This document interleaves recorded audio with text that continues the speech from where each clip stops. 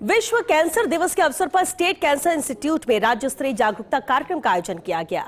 Close the care gap theme पर आयोजित कार्यक्रम में कैंसर वॉरियर्स ने अलग अलग प्रस्तुतियां दी और साथ ही कैंसर से जीतने की दास्तां सुनाकर अन्य मरीजों को जीने की उम्मीद जगाई।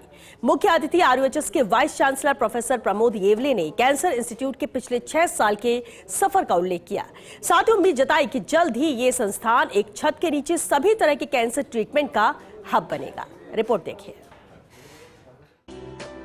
विश्व कैंसर दिवस के मौके पर राजधानी जयपुर में उम्मीद, हौसले और जागरूकता की एक मजबूत तस्वीर देखने को मिली, जहां कैंसर जैसी गंभीर बीमारी के खिलाफ जंग लड़ चुके योद्धाओं ने न सिर्फ अपनी कहानियां साझा की, बल्कि कई जिंदगियों में जीने की नई उम्मीद भी जगा दी।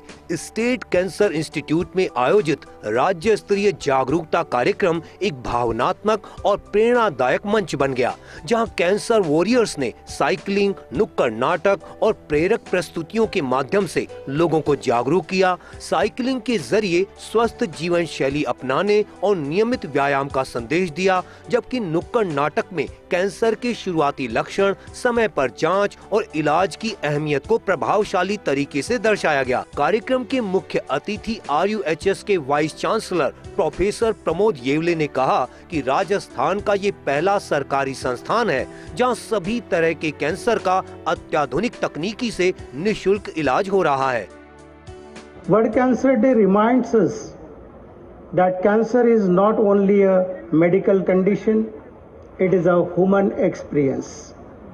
It affects individuals, families, and societies at large. It challenges our healthcare system, our scientific capabilities, and above all, our empathy and resilience as a community.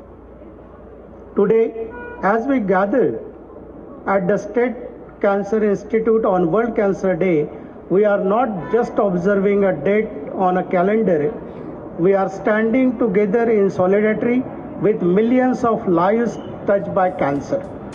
कार्यक्रम में विशिष्ट अतिथि एसएमएस मेडिकल कॉलेज की प्राचार्य doctor Deepak Maheshwari, RUHS registrar Harphool Pankaj, RUHS प्राचार्य doctor Vinod Joshi, state cancer institute के अधीक्षक doctor Sandeep Jasuja, senior professor doctor Shantanu Sharma, doctor Rameshwaram और सुरेश सिंह उपस्थित रहे। अतिथियों ने कहा कि कैंसर से डरने की नहीं, बल्कि सही जानकारी और समय पर उपचार लेने की जरूरत है। वहीं फर्स्ट इंडिया से खास बातचीत में चिकित्सकों की पूरी टीम ने स्टेट कैंसर इंस्टीट्यूट के पिछले वर्षों के सफर, उपलब्धि और आगामी प्लानिंग को लेकर भी जानकारी शेयर की।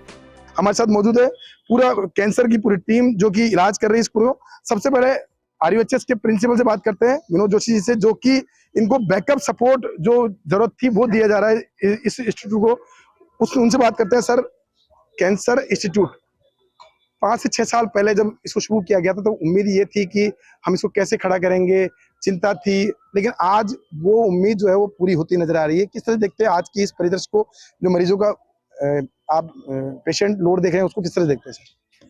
देखिए, आपने सही कहा। जब 2021 में जब इस इंस्टीट्यूट को स्थापित किया गया, बड़ी उम्मीदों के साथ राज्य सरकार की उम्मीदें थी और उसका ये था कि एक तो एक state of the art state cancer institute रहे।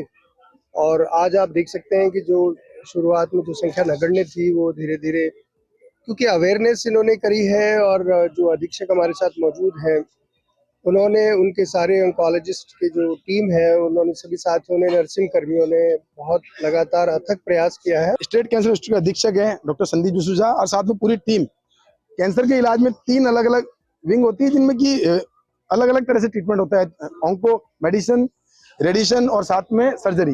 सबसे पहले ऑन्कोलॉजी से सर, प्रयास किया गया, आज किस तरह का ओपीडी है, कितनी पेशेंट का भार है? 21 में शुरू हुआ, जिसके बाद इसका जो स्टार्ट हुआ फर्स्ट पेशेंट का, उसके बाद फिर 2 साल कोरोना आ गया, जिसमें कम से कम इसका चलता रहा, थोड़ा सा डिले हुआ। बट 2023 के बाद जो ये 500 गवर्नमेंट का सपोर्ट, सबका सपोर्ट, और सबसे इम्पोर्टेंट बात है कि मीडिया ने जो इसका सपोर्ट किया, जो इसको अपलिफ्ट किया, कि इसकी पहचान बनाई एक अपने स्टेट लेवल पे, हर दिन इसके बारे में बता के लोगों को अवेयर करके कितना ट्रीटमेंट, इतना सारा कुछ हो रहा है और फ्री हो रहा है, तो एक जहां 2021 में हमने एक पेशेंट किया, आज हम ये कह सकते हैं कि पूरे राजस्थान में सबसे ज्यादा पेशेंट अगर किसी इंस्टीट्यूट में देखे जा रहे हैं वो स्टेट कैंसर में देखे जा रहे हैं। सुनील सिंह जी हमारे साथ, उनसे बात करते हैं। सर, ऑन्को सर्जरी एक पार्ट है और वो पार्ट भी बहुत जरूरी है इस ट्रीटमेंट को लेकर के।